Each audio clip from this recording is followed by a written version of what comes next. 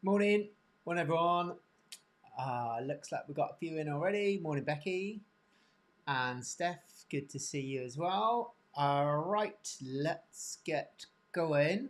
Episode 200. Can't believe it's been going on for that long. So, what's that? Pretty much getting on for nearly 4 years. That's just mad. That time has flown by.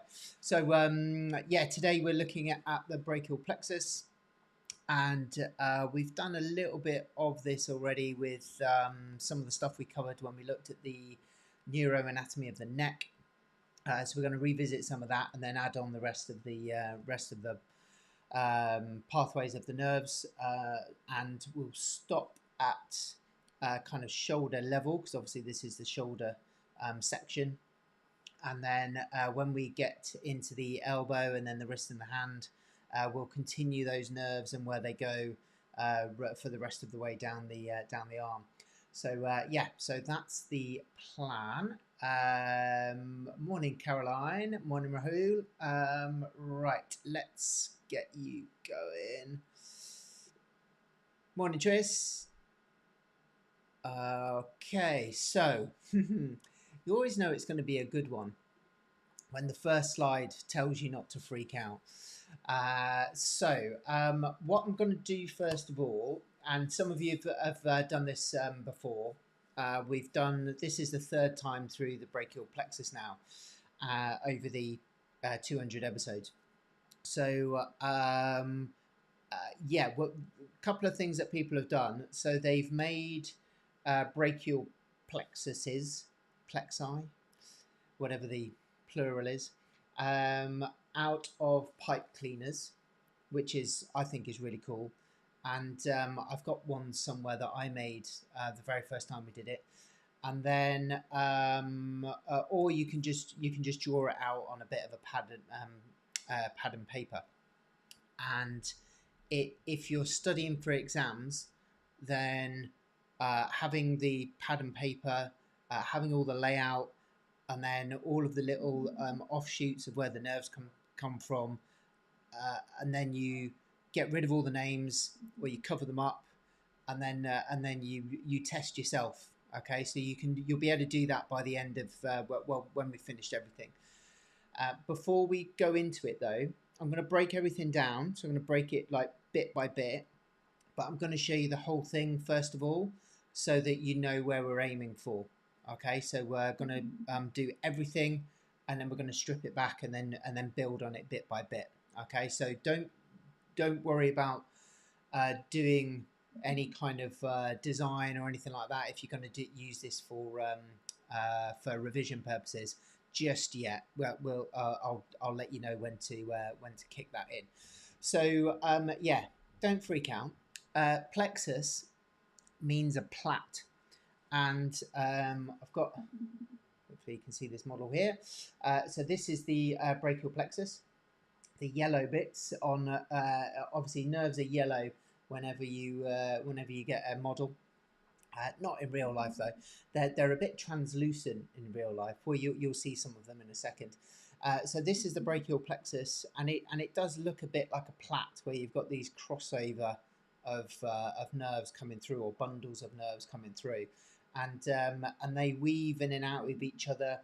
They cross over onto different sections. So, but we'll go through all of that. But basically, it does. When you look at it, it looks like a plait, like plaited hair. Okay. So, the brachial plexus, the whole thing. So this is the plait of nerves. Okay, and obviously we've got a similar. We've done this lumbosacral plexus previously when we were looking at the sacrum and the lumbar spine. So we've got a whole section, whole video or series of videos on that as well. And we've done a very similar thing where you can kind of draw out your own diagram to help you with revision if you need it for that. So here we go. I mean, this is nearly all of it. So if you've never seen it before, it's a bit like, oh my God, what is going on? So we've got down the side here, these are the different nerve root levels, and they correspond with the vertebra. Okay, so we've got C5, C6, C7, C8, and T1. So that's the or those are the nerve roots where the brachial plexus is formed from. Okay, so that's your kind of starting point. Don't worry about all these lines yet. Okay, so just to let you know that they are there. But if we have a look at the top row, and this is how we're going to divide it out. So first of all, we're going to have a look at nerves that come off of the roots. Okay, so those are the first bits. Then we're going to have a look at nerves that come off the trunk. We'll explore the divisions. There's no nerves that come off of the divisions section. And then we've got the cords. And then eventually, hopefully on the next one, just move me out of the way, then we've got the branches. Okay, and it's usually the branches that you've heard of before. So we've got the musculocutaneous branch, the median nerve, the ulnar nerve, and then there are some more. Sorry. Then we've got the axillary nerve and the radial nerve. Okay, and that makes up the whole thing. So if I just go back a second, so we've got 3 slides there. So this one, yeah, so that's number 1, that's number 2, and that's number 3. And those 3, when they're all put together, and we'll do this at the end, they are what form the whole brachial plexus. All right. So key thing to focus on at the moment are these, C5 to T1, and then roots, trunks, divisions, cords for now. Okay, and then we'll add on the branches afterwards. Okay, so that's your first step. Right, so all of those things. Right then, now this is a really cool way to remember, again in an exam, where the branches come from the nerve roots. All right, so if you get your hand and label each finger and your thumb, so we've got C5, C6, C7, C8, T1. Okay, so those are the nerve roots for the brachial plexus. So you put your hand out like that, and then if you can remember, we've got 3 musketeers. So if you remember, one of the branches was the musculocutaneous nerve. So that's the musketeers, and that comes from C5, C6, C7. Okay, so musculocutaneous is those 3. Assassinated, so we've got C5, C6. That's your axillary nerve. 5 rats, so that's all of them. 5, 6, 7, 8, T1, and that's your radial. Then we've got 5 mice. That's all of them again. 5, 6, 7, 8, T1, and that's your median nerve. And then 2 unicorns, C8, T1, ulnar nerve. Okay, so yeah, if you don't want to learn the whole big, well, if you only need to know the branches, then this is really good and really quick. Obviously, you can just do it on your own hand and just remember the kind of, what would you call it? I don't know. Order, I guess. Yeah, because it's not really an acronym or anything like that. But yeah, if you can remember the order of things and just constantly revise that, then you'll know the branches. Okay, so that should help you out as well. So yeah, label, fingers and your thumb. 3 musketeers, assassinated, 5 rats, 5 mice, and 2 unicorns. Okay, and then that's your from your roots all the way to your branches. Right, now we're going to drill down into the detail. So roots to branches, we're going neck to the peripheral nerves, and the nerve root is the origin of your brachial plexus. And if you remember what we've just seen on the original image, it was from C5 down to T1. So we've got C5 down to T1 here. These are the nerve roots that will form the brachial plexus, okay, and end up all joining together. So yeah, so they're your nerve roots and where they come from. And something that we've mentioned a couple of times when we're looking at the nerve root, and I'll show you a picture in a minute to just make a bit more sense of this. So we've got 2 David Beckhams there. So we've got the same Dave, yeah. And the way to remember which part of the nerve roots do which function is by remembering same Dave. Okay, so we've got sensory part of the nerve is afferent. The motor part of the nerve is efferent. So we've got incoming and outgoing nerves. And then their location, the dorsal part, so the back nerve is afferent. So that means that's sensory. And then the ventral part, which is the front part, is efferent, which is motor. Okay, so same Dave should hopefully help you when you're looking at something like this here. Okay, now if you've never seen this kind of thing before, have a look back at the cervical neuro video that we did. I think we did a couple of videos on the anatomy of the nerves coming out of your neck. Okay, so I'm just going to briefly go over them here again as a bit of a recap. So here we've got C6 vertebral body. So that's the front part of the neck, of the spine. And then just behind that, you've got your spinal cord. Yeah, just here. Now, when we're talking about same Dave, and the Dave bit was dorsal afferent, ventral efferent. Yeah. Remember, dorsal was at the back, ventral was at the front. So if we have a look here, can you see these nerve filaments that are coming out of the spinal cord? So we've got this one here, this one's at the back, and then this one's at the front. So at the back, that's where we receive sensory information. So that's part of the Dave bit, dorsal afferent. So this dorsal nerve, or dorsal nerve rootlets here, these are all sensory nerves. All right, so information coming in from the periphery into your spinal cord and then up to your brain. And then these nerve rootlets just here, these are all motor.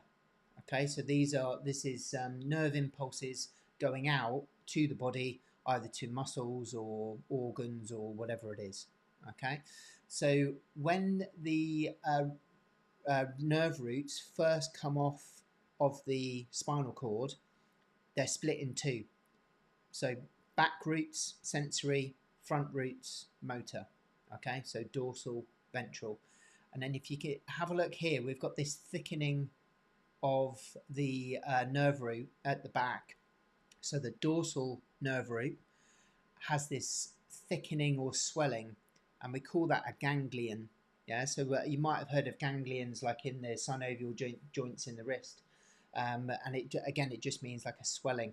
So we've got a swelling of nerves, so a collection of nerves on the back, and these are the dorsal nerves, so the sensory part, and that's called a dorsal root ganglion.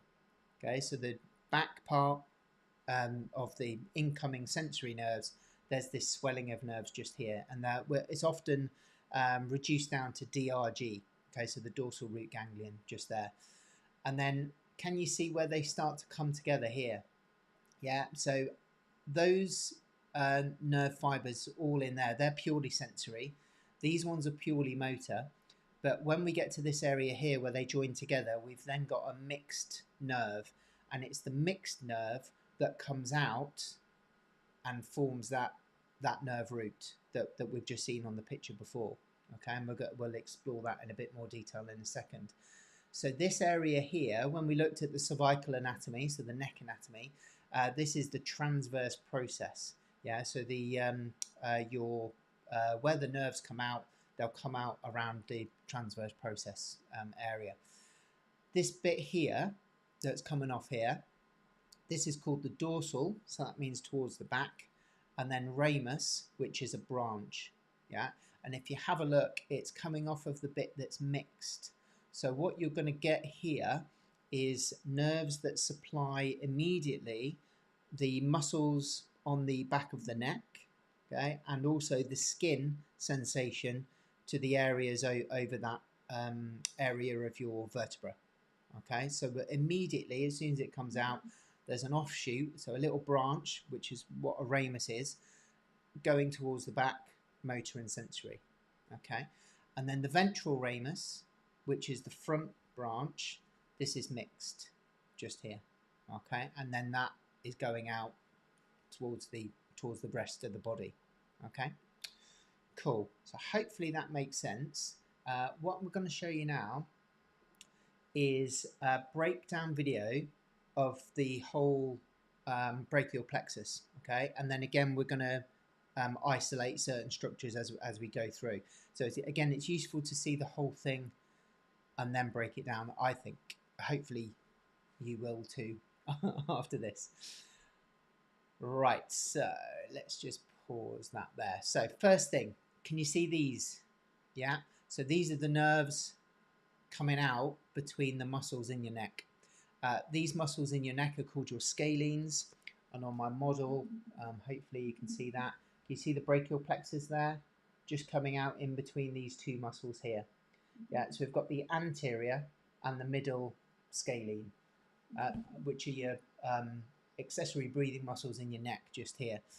So the brachial plexus, and if you have a look, it's a single nerve at that point, because it's deeper in towards the spinal cord where it's the dorsal and motor part, and then it becomes mixed. So at this point it's mixed.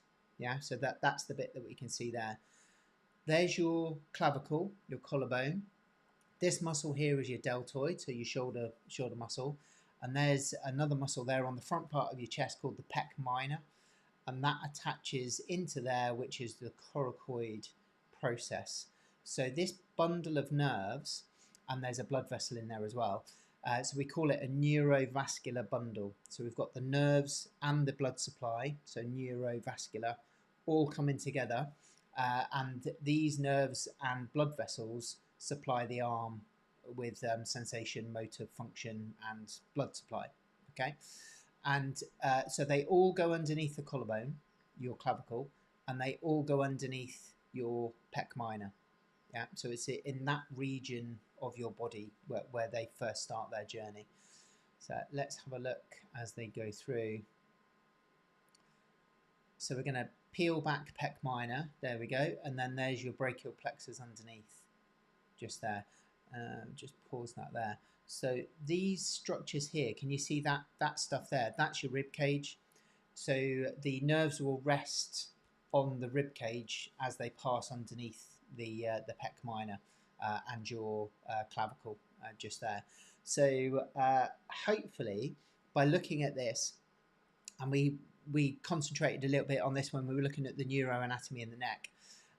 The reason why people get something called thoracic outlet syndrome, which is where you can either have a neurogenic thoracic outlet, so where there's a compression of the nerves, or a vascular thoracic outlet, where there's a compression of a blood vessel, and then it makes your fingers or your hand go numb, okay, depending on what's been affected.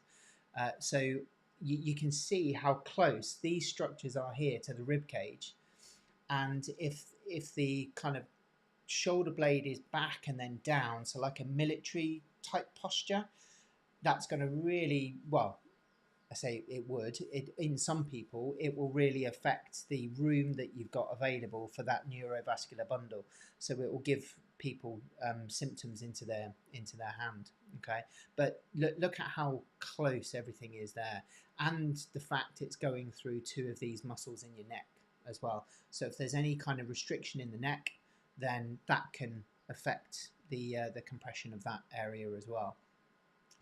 So just looking a bit closer, so that there's your anterior scalene. So that let me just pause that there. Hopefully you can see the difference. So you see these pieces of tissue. I don't want to give it away. This is nerve tissue. Yeah. So all of these are nerve tissue, but can you see that one there is a bit thicker? Yeah. It's probably about 3-4 times the size of one of these, and that's because that's the artery. Yeah, so the artery is a lot thicker. Obviously, you could put your little finger in that artery just there, but there's no hollow in the middle, because obviously it's not carrying any fluid. It's just a nerve tissue. So there's your scalenes, and here we go. Okay, so first part you draw in. First thing you do is you do your C5, C6, C7, C8, and T1. Yeah, and the first, so you need to kind of turn your paper on the side and to get the idea. But you need to begin with the letter Y. So there's like a Y on its side. Yeah. Then we've got an I, and then another Y. So that's the first start of your brachial plexus. So Y, I, Y. Yeah. And what we're going to get is a joining of these roots in a second. Well, obviously they're joined up here. This one hasn't joined with anything yet, and then these two have joined together. Okay, so C8 and T1 have both joined together to form the lower trunk. Okay, C7 stays on its own, and that's the middle trunk, and then C5, C6 is the upper. They come together to form the upper trunk. All right, so that's the first thing you need to do. C5 down to T1, a Y, I, Y. All right, that's your first bit.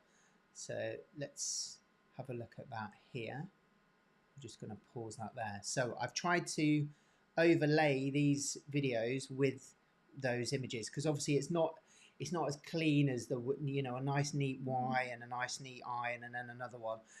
They do form those letters somewhat, but it's a bit messier. Yeah, so we've got C5 and C6 here coming together to form that trunk there.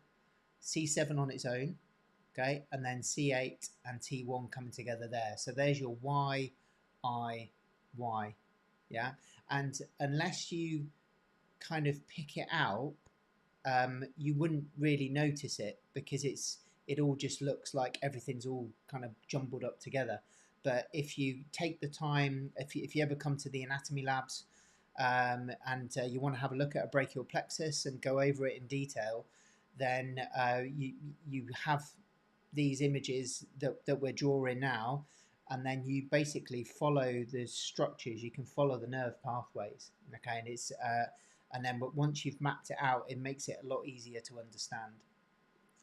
So those are your first bits. So those are your trunks. There we go. So we've got upper, middle, and lower trunks. So that was that bit. And then the next bit are your divisions. Okay, so the first bit are the roots, then they form the trunks, and now we're going into divisions. And the way to write this is if you think about bowling, 10-pin bowling, and you've got a strike and a spare. Okay, so the strike is across and a spare is a line across. Yeah, so what we've got here now is some of the nerves coming from C5, C6, they're going to go towards C7 and join up with that middle trunk. Some of the nerves from C7 are going to go across and join C5 and C6. So this is where it starts to plait and cross over. Okay, and then we've got C8 and T1. These are going to start to come up and join that middle trunk there on C7. So what we're going to have by the hopefully you can kind of see it by the end of when we get to the end of the plait, you're going to have contributions of nerves from lots of different roots. So if there's a problem with one of them, then some other roots will be able to take over some of their jobs. Yeah, sometimes that's possible, sometimes it's not. It depends on which bit's been affected. But this then helps you work out where there may be a problem if there is a nerve problem. Okay, so if there's an issue with a specific nerve root, then that will affect a specific part of the arm. Okay, if it's somewhere down the line and actually it's one of the trunks or one of the cords that's been affected, then it won't knock out as much. It will be certain sections that will be affected. Okay, and the more you kind of explore and see where things go, the more you can work that out. Okay. Right, so those are your divisions. And then with your divisions, they go in different directions. So if I'm going to pause this after every one. So we've got a P there. So what happens is the branch that comes off of C8 and T1 and then forms this lower trunk, there's a portion of the nerve that will go posteriorly and join this C7. Okay, so that's what the P means. I'm going to pause this after each one, otherwise it gets really confusing. So that's the first P. Then that one, the rest of it on C8 and T1 is going to go anteriorly. So it's going to go towards the front, so towards the front of your body. So you're going to have a split where one part of the nerve will go backwards and one bit will continue forwards. Okay, and that will join something else in a second. So then this bit, C7, that's going to go posteriorly, so that's going to go towards the back. That part is going to go anteriorly, and then this one posteriorly. Okay, so when they're all together, oh, last one, anteriorly at the top. When they're all together, what will happen? Boom, there we go. Okay, so hopefully now this makes a little bit more sense rather than putting them up all together. So we've got this bit going backwards, and then this bit going backwards, that bit going backwards. So they're all joining together, and this middle trunk is going to go backwards, so posteriorly when you look at it. So when you have a look at a model like this, whether you can see it very well on this one, it doesn't go posteriorly very well, but there's that branch there in the middle is going behind these other two that are in the front. Okay, so that middle section is going backwards, and the top and bottom sections are going forwards, so they're staying at the front. So if you have a look here, we've got a branch there going anteriorly, and then that ends up going towards the front, so that ends up going anteriorly. And then C8T1, obviously you've got the section going posteriorly, but then this bit is anterior. Yeah, so that kind of splits, and now there are two sections running side by side to each other, or in front and back to each other. Okay, hopefully that makes sense. Right, we'll have a look at that in the actual tissue. So here we go. So these are your divisions. There we go. Okay, so I've tried to align it the best I can. So we've got this bit here which is coming anteriorly. That bit's coming anteriorly, and there's a bit behind there. Can you see where it's gone orange on the picture? There's a nerve behind the picture where it's gone backwards, so it's gone posteriorly. And then that there, don't get confused with that, that's the blood vessel that we were talking about before. Okay, so we've got parts, once it's all divided, we've got parts of the brachial plexus that are going towards the front, so anteriorly, and a section that goes posteriorly as well. There we go. So we've got posterior, anterior, anterior. So we can just about make out that posterior one behind there. Cool. Okay, so next bit. So you've got your C5 down to T1. Then they join together to form trunks, upper, middle, and lower. Then we've got the divisions. So we've got the strike and a spare. This section here is going posteriorly, and these two sections are going anteriorly. But as well as going towards the front, they also veer off in a different kind of direction. Okay, so these this cord here, what finally becomes a cord, goes laterally, so it goes towards the outside, and this one down here goes medially, so it comes towards the inside. Yeah, so now we've got this split of the plexus where the cords are going off either towards the front and towards the back.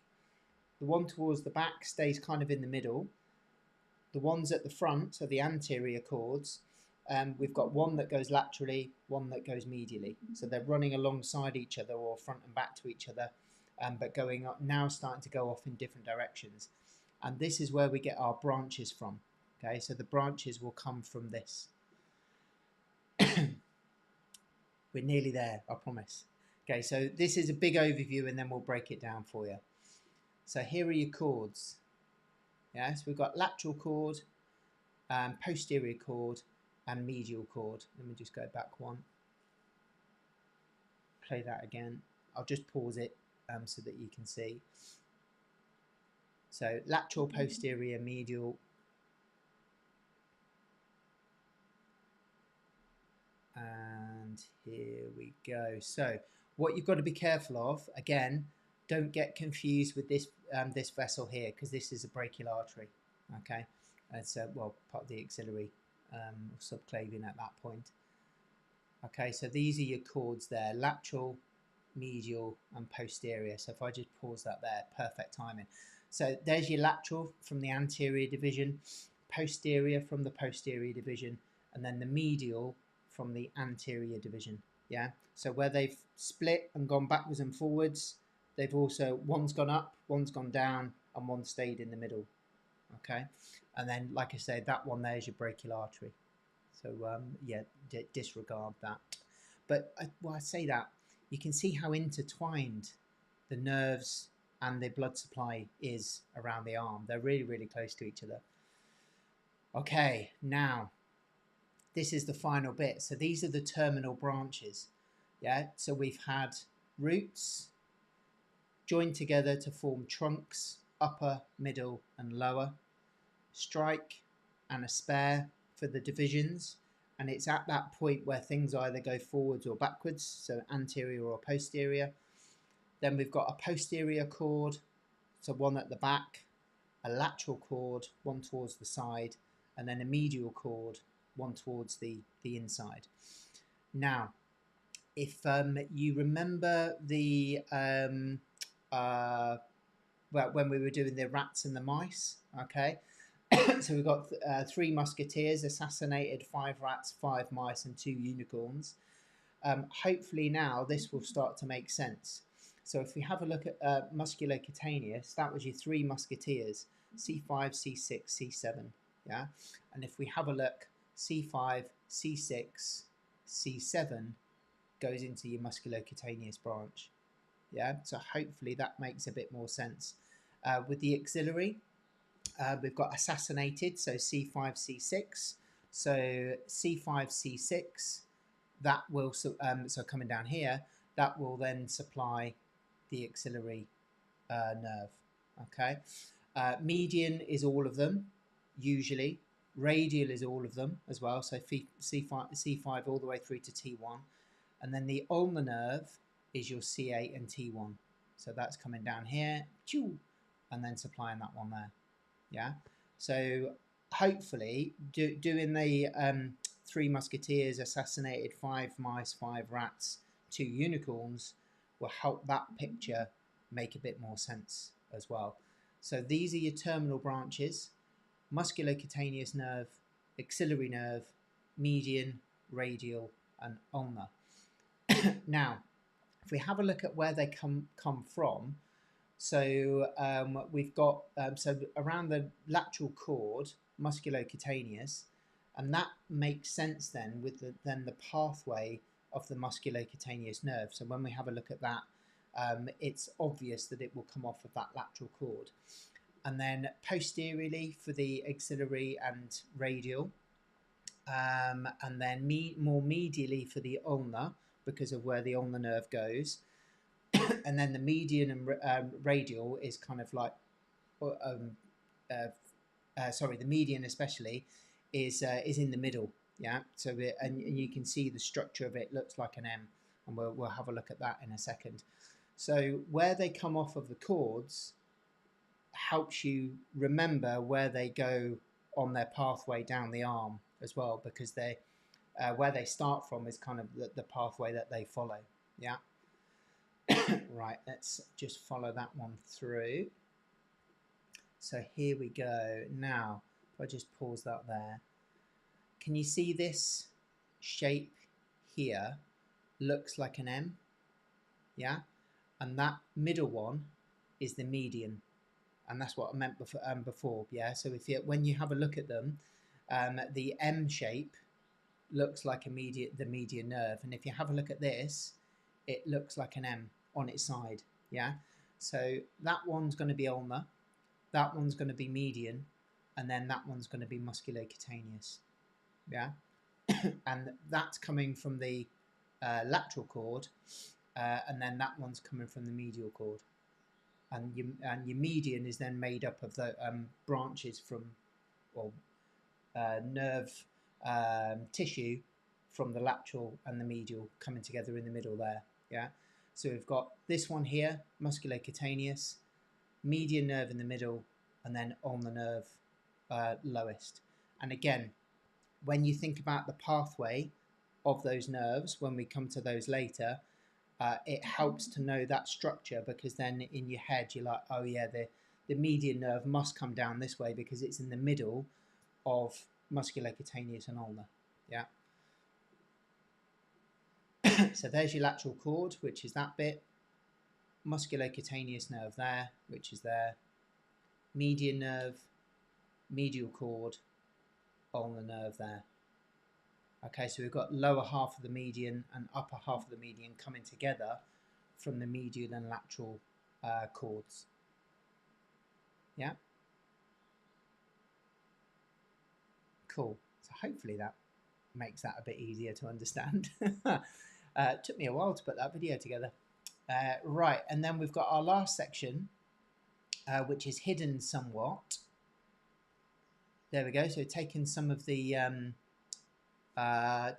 structures on top of it away, because now we're looking at the posterior cord. So we've had a look at the branches that come from the lateral and the medial. So this posterior is the axillary and the radial. So there's your posterior cord, there's your axillary, and there's your radial. And the interesting thing with this video is you can see the differences in the size of the nerves. So the radial supplies quite a substantial amount of muscles in your forearm, and quite a big area of skin in the forearm as well, whereas the axillary doesn't really supply that large an area. So the diameter of the nerves is a lot smaller, where they don't do as big a job, because there's more neurons traveling up and down those particular nerves. And you can you'll see that especially in the sciatic nerve, where that's huge. So there's your posterior cord, there's your axillary nerve, and then there's your radial nerve. Cool. Okay. So that was the whole thing. What time are we at? I'm going to start to put together some of the offshoots of nerves that come off of each section. So we had a look at the roots before, and then they form the trunks. But before they form the trunks, there are some nerves that come off, like pretty much straight away, off of the roots that are coming out of the neck. Yeah, so let's have a look at those two, and then I think we'll do those two, and then we'll pick up the rest for next week. So we've got C5, C6, C7, C8, T1.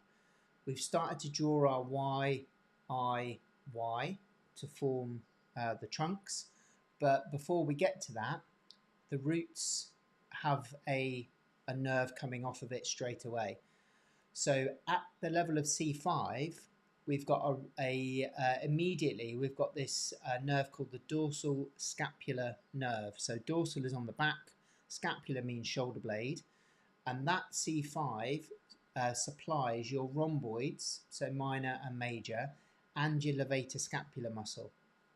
So I've taken this image from Complete Anatomy. I've got it on my iPad. I think you can get it on Android as well, but it's a really good app for being able to isolate structures. So I've isolated here the dorsal scapular nerve. So it's coming out of C5, and then so this is going towards the back. There's the superior angle of your scapula, the medial border of the scapula, and you can see these little branches coming off, which would supply the rhomboids and then levator scapula, which attaches up here on the superior angle. Yeah, so that dorsal scapular nerve comes straight off of that C5 and then immediately backwards. So let's just have a look at that. Here we go. So this is the dorsal scapular nerve from C5. There we go. Just pause that there. There we go. So that's the image that we've just seen on the slides. There's another picture of it just here. So we've got dorsal scapular nerve just, let me just move me out of the way. There we go. So we've got one with muscles on, one without the muscles. And this is it in real life. So there's your the roots coming out between your anterior scalene and middle scalene. There's your clavicle just there, and just tucked up here, that's where your dorsal scapular nerve will come through. And there it is there. It's really, really tiny. Just going to pause that there. So it's passes through the scalene to get to the back. Yeah, so it's going through one of the muscles to get to the middle scalene to get to the muscles at the back. So your levator scapula and your rhomboids. So that's where that nerve is heading. But it's really, really small. But that's its only job. Okay, so it just goes down, rhomboids, levator scapula, and that's it. Okay, just show you that again. So tiny little branch coming off of that C5, going backwards through those scalenes, and then down towards rhomboids and levator scapula just there. Okay. Make sense? Hope so. So that's that one. So that's your one of the nerves that comes off of the roots. Yeah, we've got another one as well.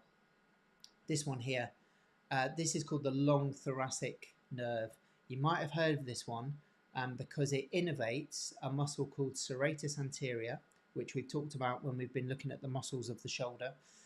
And serratus anterior helps to keep your shoulder blade, your scapula, onto your rib cage. So if there's a problem with this nerve and there's an insult to it, so some kind of compression or injury or whatever, it will knock out your serratus anterior muscle, which means then that shoulder blade won't be able to sit on the rib cage, and you'll get a winged shoulder blade. So the medial border of the scapula will come away from the rib wall, and you won't be able to control the movement as well. Okay, because you just can't use this muscle. So if we have a look at where it's coming from, we've got several nerve roots where it comes from. So C5, C6 and C7. So we've got contributions from all of those. And then they all join together to form the long thoracic nerve. And if you have a look at the pathway, it's very different to the dorsal scapula. So the dorsal scapula went immediately backwards and then down the back towards the shoulder blade. This one is coming over that first rib, under the clavicle, and then along the rib cage, because that is where your serratus anterior is, and that's how it supplies that muscle. Okay, so let's have a look at this one, and then we will call it a day. There we go, that's the one. So this is the long thoracic nerve coming off of the roots. There we go. So again, that's the picture that we've just seen on the previous PowerPoint slide. There's the origin of the nerve, and then that's it there, passing underneath the clavicle, underneath pec minor again, and then innervating all of the muscle serratus anterior just there. So it's obviously going to travel a fair distance down the side of the rib cage. So let's have a look. We've got anterior scalene. There's your collarbone. So there's your clavicle. And then let's have a look. So we've got long thoracic nerve is that one just there. So it's going behind your clavicle, along the rib cage, and there it is there, poking out there. and then it's going to come all the way down. Just play that through again, and then it's come all the way down here and supplying your serratus anterior muscle just there. So that's where it sits there. Just going to play that through one more time because it's a bit quick, that. So long thoracic nerve there, so anterior to the posterior scalene. So it's just in front of that back scalene, underneath your clavicle, along the rib cage, and then down towards serratus anterior. So you can see the pathway of it just there. Yeah, it's like I said at the beginning, nerves aren't yellow like on these models. They're a bit translucent. Yeah, and you can see that nerve as it's traveling down there. Yeah, perfect. First bit done. Okay, so we'll carry on next week with the rest of the plexus. Good. Feel like the brachial plexus is slowly being cemented in my memory after 3 or 4 cycles. Good. It does eventually stick. Yeah. Or at least like 70-80% of it. You're like, oh yeah, I remember that bit. Good. That's really good to hear. Yeah, it just takes time with anatomy. People often say, oh, what's the best way to learn it? And it's just doing it over and over again. That's the only way, really. So if that's your first introduction to the brachial plexus, I'd definitely have a watch of it again. Next week, we'll do a bit of a recap of what we've covered today, and then we'll start to add on then some of the nerves that come off of the trunks, off the cords, and then obviously have a look at the terminal branches as well. Okay, cool. I will see you next Monday, 10 o'clock. See you then.